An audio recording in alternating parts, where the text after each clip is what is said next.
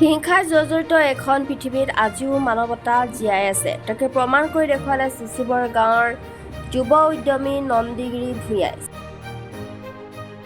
চিলাপথাৰৰ বামগাঁৱৰ মিহিৰ চন্দ্ৰ বৰুৱাৰ পুত্ৰ মনোজ বৰুৱাৰ দুয়োটা জকিত বিকল হৈ ডিব্ৰুগড় শংকৰদেৱ হাস্পতালত ভৰ্তি হৈ থকাৰ কথা গম পাই ৰাতিপুৱা 10 বজাত মিহিৰ চন্দ্ৰ বৰুৱাৰ পুত্ৰ চিকিৎসাৰ বাবে 51,000 টকাৰ অৰ্থ সাহায্য প্ৰদান কৰি দুখত ভাগি পৰা পৰিয়ালটিক সামান্য পৰিমাণে সহায় আগবঢ়োৱাৰ চেষ্টা কৰে।